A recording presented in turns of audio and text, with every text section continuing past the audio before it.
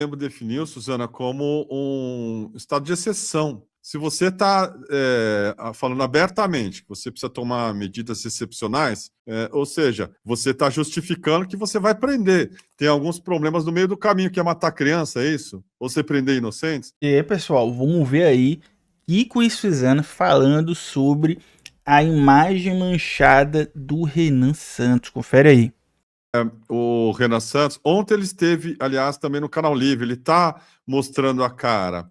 A mídia está tentando vitaminar a candidatura dele, com base aí nesse tipo de falácia que nem esse sujeito da Folha de São Paulo. É impressionante. A Folha é um lixo e tem editor. Já começou bem, a folha é um lixo, né? É pra se lascar mesmo, né? Inclusive, curta esse vídeo, tá? Hypa, se inscreve que é muito importante. Que eu trago sempre reacts aqui de política pra gente debater sobre os rumos da política brasileira e combater aí a extrema-direita, principalmente o bolsonarismo. Vê só, o Renan Santos está sendo alvo de muita polêmica, porque ele é a cara do MBL, do Partido Missão. Para ser presidente, óbvio que ele não vai ganhar, mas vai ganhar capital político. E aí, tá lá. O primeiro foi aquele Guto Zacarias, que o pessoal tá chamando de Guto Abortarias, né? Dizendo que os caras chamam ele de aborteiro, porque quis fazer com que a ex-namorada abortasse. Depois foi o engenheiro Léo dizendo que tinha que abortar criança autista e com qualquer tipo de deficiência, porque tinham que deixar pessoas eficientes no mundo e não deficientes.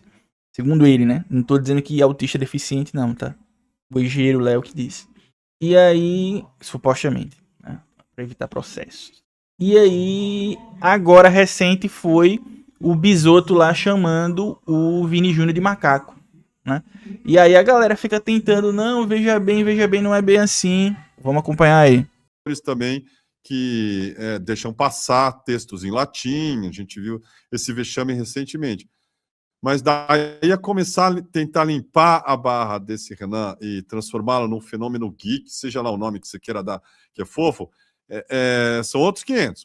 Além de corrupto, vindo de uma família corrupta, com também acusações, inclusive de estupro, repito, ele curte o Bukele. O que significa curtir o Bukele? Ele mesmo vai falar aqui. Tá? Curte o Bukele? Eu curto os resultados dele. Eu não sei o que ele gosta, o que ele come, que time de futebol ele gosta. Mas o fato é que o que ele fez para enfrentamento do crime funcionou. Não é igual no Brasil. O Brasil é um país maior, e institucionalmente falando, o Brasil é um país diferente. Dito isso, a ideia de impor lei e ordem e destruir não só o crime organizado, mas o aparato cultural ligado a ele, para mim isso funciona e nós precisamos fazer. O que é o aparato cultural ligado a ele? Isso aí não torna a coisa um pouco mais subjetiva? O cara tá mandando prender todo mundo, meu irmão. Tem uma tatuagem prendendo, foda-se. É que assim, então a gente, você...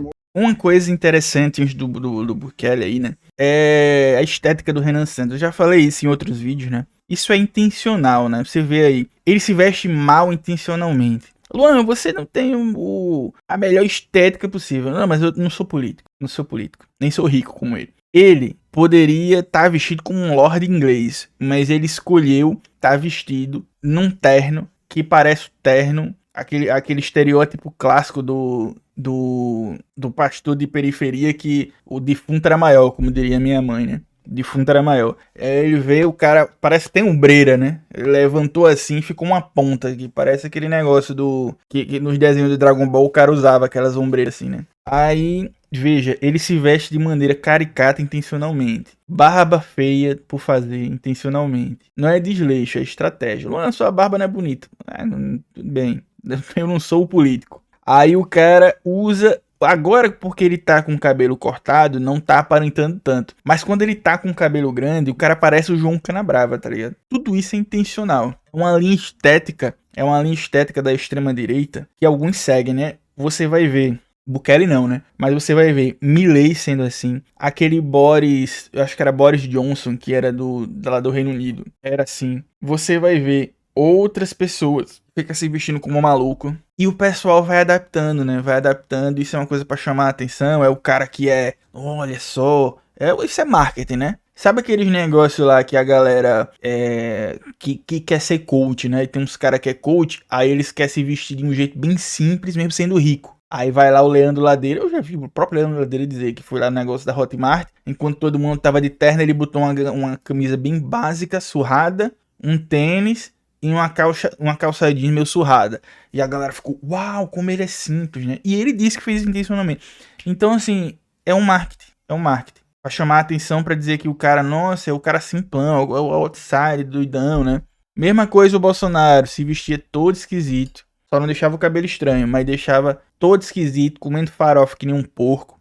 É tudo estratégico, gente. Morar numa área ligada ao Comando Vermelho, você já tem passagem pela polícia e você tem uma tatuagem do Comando Vermelho. E aí você tá numa operação que foi decretada um estado de exceção, em que o exército e as suas policiais vão entrar nesses bairros. Você, no meio dessa operação, você apareceu ali ligado a esses caras com investigações, foram pegando suas relações com esses caras, você tinha essa tatuagem, você foi detido. A maior parte dos caras que não tinham atuação política criminal direta foram soltos. E aí foi sendo criado um espantalho ao redor disso. Mas, e Renan, e essas violações de direitos humanos? Cara, a maior violação de direitos humanos que nós temos, por exemplo, no Brasil é o fato de quase 30 milhões de brasileiros viverem sob o comando do crime organizado. Isso é uma violação de direitos humanos. Esse discurso aí de violência para combater a violência pega muito, né? Porque assim, as pessoas elas querem uma solução e o Estado não consegue dar. Nenhum Estado consegue dar, até hoje. Nem de direita nem de esquerda. Venhamos e convenhamos, não é como se porque o Lula é presidente a gente se sentisse mais seguro por causa disso. Não, não se sente, né? A gente sente outras coisas. A gente sente que a economia tá melhor, que a fome caiu, que a gente saiu do mapa da fome, a gente sabe tudo isso. Desemprego diminuiu, tudo isso. Mas a segurança é o calcanhar de Aquiles do Brasil, como um todo, né? Não tem pra onde, né? Aí um discurso desse pega. Quer dizer que ele vai entrar, vai fazer isso? Não, não vai, ele não vai conseguir. Mas, e se conseguisse, não mudaria nada, né? Veja, o Bolsonaro entrou com esse discurso, né? De que tinha que fazer acontecer. Ficou 4 anos, diminuiu a criminalidade pra quem, assim? Você sentiu mais seguro por causa do Bolsonaro? Eu não me senti. Acontece diariamente. O fato de a gente perder de 35 a 45 mil pessoas vítimas de homicídio todos os anos. Então, isso é uma violação monumental de direitos humanos. Aí a gente pode falar, poxa, pode ter uma injustiça aqui e ali. O Estado não é perfeito? Nunca será. O Estado brasileiro fica cultuando o SUS. Um monte de gente morre na fila do SUS. O SUS também é muito mal administrado. E nem por isso estamos jogando o SUS fora. Então, um sistema que prenda esses caras no momento de guerra, no momento de exceção que a gente vai precisar derrotar esses caras, pode ser que tenha injustiças. E assim, provavelmente terá. A diferença é o seguinte, né? O SUS comete erro e aí não é por causa disso que a gente joga o SUS fora. Mas aí o SUS, ele trata as pessoas, né? Ele não tá indo lá e matando o povo por engano, né? Óbvio que acontecem acidentes médicos no país inteiro, mas assim, não é feito deliberadamente. No caso de uma violência do estado de exceção, onde você prende e mata pessoas ao seu bel prazer simplesmente porque você suspeita, o que ele tá propondo é o estado de exceção. É aquele quadrinho, o Juiz Dredd, né? Ele quer que o cara seja juiz e policial, promotor e juiz, né? O cara, como é o negócio do Juiz Dredd? O Juiz Dredd é juiz e polícia e juiz ao mesmo tempo, né? Você prende e você mesmo julga na hora, né? É o que ele quer. Que o Brasil vire Juiz Dredd, né? Onde os caras desça porrada e matem o cara assim que ele... mas aí se morrer um aqui e outro ali é efeito colateral. É efeito colateral se não for ele ou a família dele, né? Porque se for já começa a ficar complicado, né? Entendeu? Então, assim, o que ele tá propondo é literalmente fascismo. É criar um estado de exceção.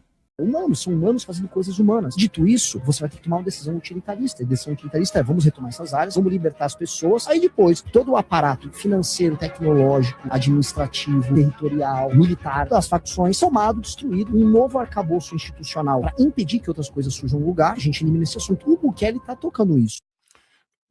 É assustador isso aqui, porque ele mesmo definiu, Suzana, como um estado de exceção.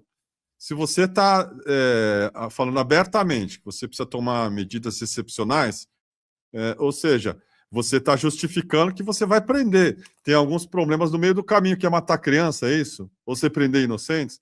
É assustador. Agora, pior ainda, volto a dizer, tem gente passando pano para um discurso que, ouso dizer, é mais radical do que dos bolsonaristas, isso aí. Porque supostamente é racional. Ele é um pouco mais inteligente, o que não quer dizer nada também, porque aqueles caras são todos uns jumentos, mas ele racionaliza uma coisa que cabe perfeitamente em qualquer estatuto do Partido Nazista. Você precisa prender judeu, no meio do caminho você vai ter que prender os poloneses ou outros, aí vai ter que matar alguns, mas é parte do jogo, porque você precisa cuidar do aparato cultural, que significa o quê? Você prender gente que tem tatuagem. Isso aqui é uma alternativa democrática? Esse cara está falando abertamente em tomar medidas de exceção. É terrível o que esse cara está falando. Estava na Band ontem no Canal Livre. Né? Tá aí defendido com um cara da... A galera, ela naturaliza o fascismo, né? E o cara tem tatuagem, cadeia. Não, mas pro cara tatuagem, porque tatuagem é coisa de bandido. Aí ferrou, né, cara? A quantidade de gente que vai pra cadeia por causa de tatuagem. E assim, quer dizer que ele conseguiria fazer isso? Não, porque não é tão simples assim você criar nesse nível, um estado de exceção, né? Nem o Bolsonaro conseguiu fazer um negócio desse, né? Tentou dar um golpe, falhou, mas ele abriu brecha pra novas tentativas, né? O Bolsonaro, ele torceu a corda, quase que estoura, mas não conseguiu estourar a corda. Mas alguém no futuro pode conseguir tensionar esse ponto. Não tô dizendo que vai ser o Renan Santos, né? Não tô dizendo que vai ser o Renan Santos. Mas é a galera que flerta com o fascismo abertamente, cara. Abertamente. E a galera vai levando. Pô, pode crer, né, cara? Tem que acabar com isso aí mesmo, né? A Folha segurando um patinho de plástico. Pelo amor de Deus, diga lá.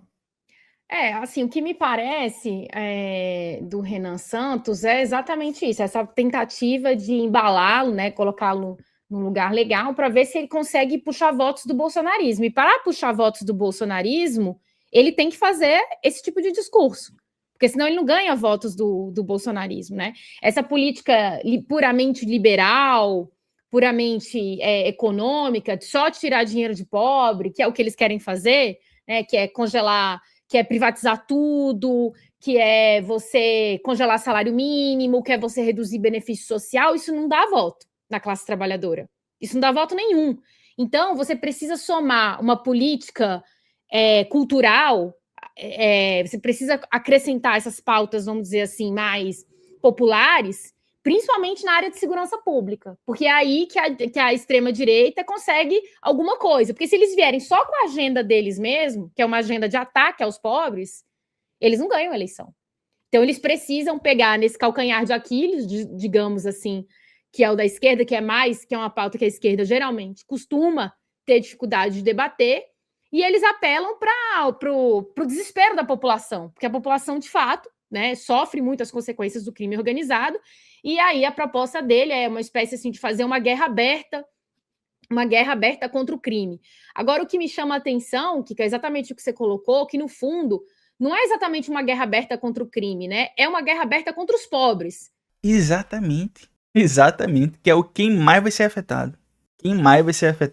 Os caras, se pudessem, eles faziam, sabe o quê? Kiko e Suzano fazia que eles já assistiram aquele filme, Uma Noite de Crime, que no filme os caras 24 horas não, 12 horas, né?